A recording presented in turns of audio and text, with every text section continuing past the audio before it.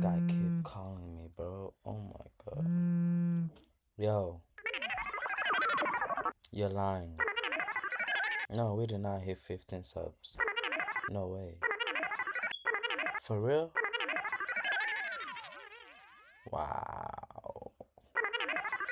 You know, I feel like for a small channel that we're doing, we're kind of going fast.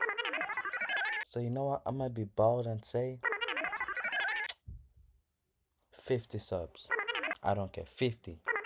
We might as well just push for 50. Where I believe a quarter, if I'm probably saying it wrong with quarter, but yeah, 50 subs. Let's go. We got it? I bet 50 subs. Let's go. What's that?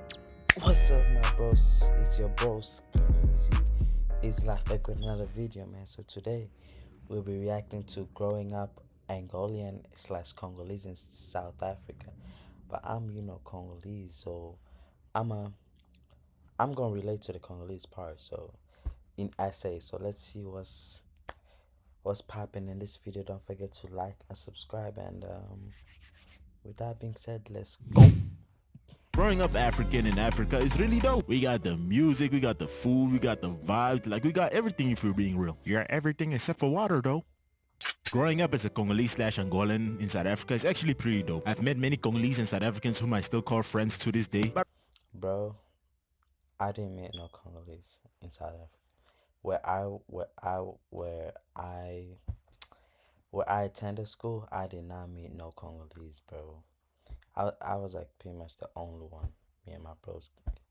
And the only time I met maybe a Congolese was hospital. I didn't say being African doesn't come with its challenges, bro. Especially being a foreigner at that. There will be times you just have to wake up on a random Tuesday at 12 a.m. to prep up as fast as humanly possible so that you can line up at Home Affairs. If you don't know what Home Affairs is, it's a place where they manage South African citizens. Bro, the amount of history we had in Home Affairs, bro. Oh my, those times. And immigration, like issuing IDs, passports, visas, permits, etc. And Crazy. bro, these lines be long as hell. Like the line could literally start here, so long, and this bro. is where it ends. Like bro, we are not finishing that line. Zimbabwe. By the time you get in front of a building, you start to realize you just missed matric, your wedding, the birth of your child. Like what the heck is going on, bro? Same goes for the Angolan embassy. The only benefit is that you don't have to. Those lines, I'm glad I was small back then, so I was just like, nah, should I say it? That might be feds. I'm not gonna lie. Nah, I'm gonna keep that to myself. I don't want to expose too much, even though I'm not there and I'm in America. I'm not gonna say too much. Nope. As early as Home Affairs, but waiting time, my days, bro. It's torture, gang. And I get that filing papers and working to help foreign citizens to get their papers in order takes a lot of mental gymnastics to make sure that everybody's papers are in order, everything has gone through the legal procedures and stuff. But I feel like some of y'all are sleeping on the job with the way you're making us wait. But the only thing that's kind of nice though, at least you get to run into some people that you know or your friends or anything like that, because maybe they're also getting to get their papers in order, so at least. Bro, I did not have that, bro. Maybe I just went to a school where there's mostly South Africans, bro. Or maybe it's because I was just little, but bro, that did not happen to me, bro. Like, at that time, honestly, I don't even think I cared too much to even, like, see one person I know or this. The same boat, at least you have somebody to talk to while you wait. And another thing we gotta deal with is not being able to understand the native language. I can understand that if you're living in a foreign country, especially if you've been there for a long period of time, the basic thing you should do is to learn the native language to try and understand / help people understand what you're saying. Which is fair, I can respect that. But when you're terrible at picking up language, then yeah bro, GG's, you're done. It's even worse for me, cause I live in a country where there's 12 languages and I struggle to learn one. Like bro, the only languages I know in a country where there's 12. Bro, these lessons, bro, got Afrikaans, English, Nzindebele, isiXhosa, isiZulu, Sepedi, Soweto, Sesotho, Setswana, Siswana, Chivienda, Kisongo. Oh my bro. The only ones I know is Africans. I forgot it, but I'm not even gonna mention it.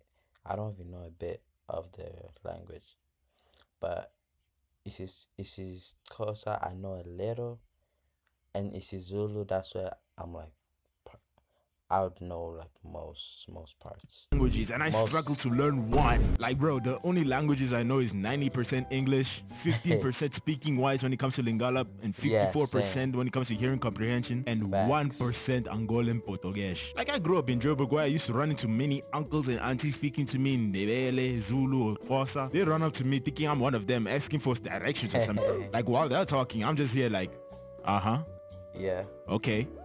I don't know what you're saying, but Yeah, I didn't understand anything you just said. It's even worse when you're in a taxi, bro. Cause in that scenario, if you're not with someone that like can help translate, you are fried. You're cooked. Like, bro, you should look at their reaction. and they're gonna look. He's about to say, it, but they're gonna look at you like, this guy's a foreigner. Let's scam him. Let's take advantage of him. Like, bruh, I'm just chill. And it be so scary when you're in the bus, like South African right there, South African right there. You don't know what they're gonna do to you. They're probably gonna whatever's going on in South Africa right now. They're probably gonna do it to you in the bus. If you know, you know.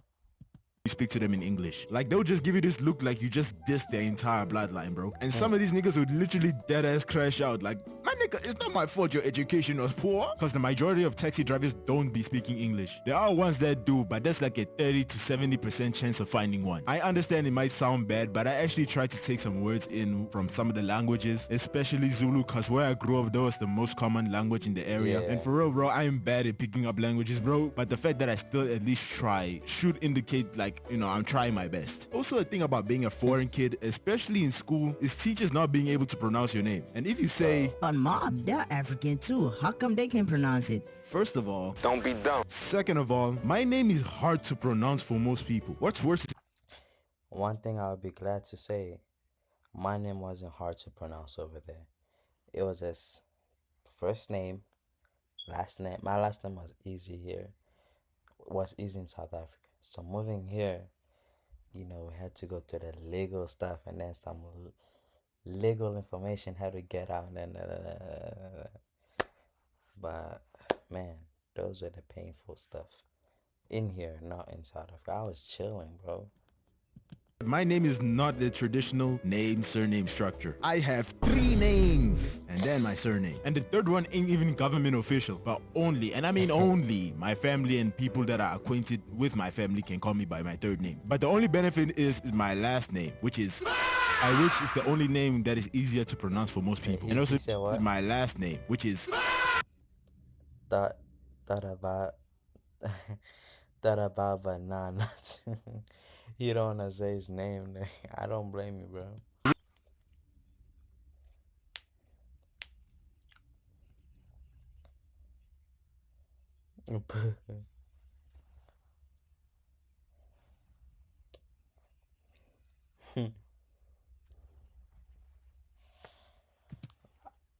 I didn't move much in South Africa when I was there. I was just in one place. Well, we moved, but those were just moving houses, not like um. I'm not trying to mix up the American and South Africa, like moving provinces. I don't know, something like that.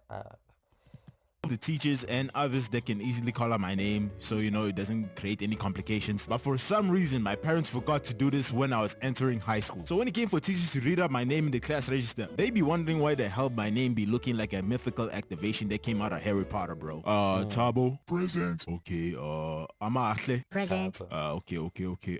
I saw you Bongani this morning. There's no problem. Bongani, Haibo. Lu. Luffy. Lulu. Present, sir. Present. Double it and give it to the next person, please. It's getting awkward. You know what's crazy? I didn't even know it happened in South Africa. I guess they used their own names, but I also, I guess, am guilty to say that I thought it would be easier for them to pronounce the name since they're African, but I guess that's not the case. the whole class is looking at you and the teacher is asking how to pronounce a name. Cause what would be even the point, bro? Even if I tell you, you still won't say correctly. Another issue he's gotta deal with is having surprise guests that are family, friends of your parents pulling up for no reason whatsoever. You could be just chilling in your room, all of a sudden your parents call you up to meet up with the person. And every damn time, bro, they be always saying like, oye bingai, is that Papa Kubo? Na mimi uzai. Oh yeah, Vinga. I carried you on your Vogue. This Congolese. Oh my. Talayo, come big man. Like, bro, I don't know you. Bro, it's always the classics, like mixing English and Lingala. Like those are just classic like visitors, bro. Like, oye Vinga. Ozabia na mema ki tango ozaki bebe this that and all that.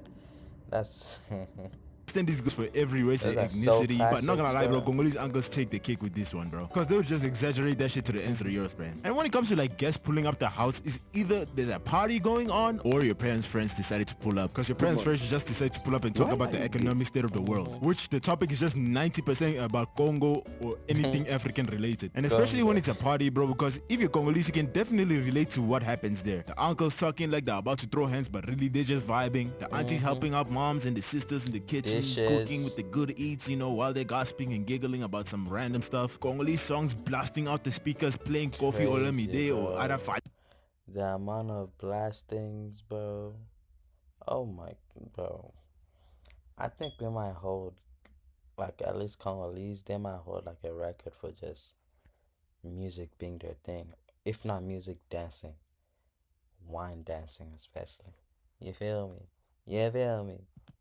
Two of the goats, and for the kids, they be just hanging out. If they ain't being called out to help in the kitchen or being in a non-interesting talk with the uncles, they just be socializing. It's dope if you're with people you know, like your cousins or family and friends, cause we all know what the kids be doing when they come together and decide to go out for a walk. 9 times out of 10 they be smoking that pipe. Or truth if you're a lame ass nigga. Of course you gotta make sure to sober up and hope nobody Never done that.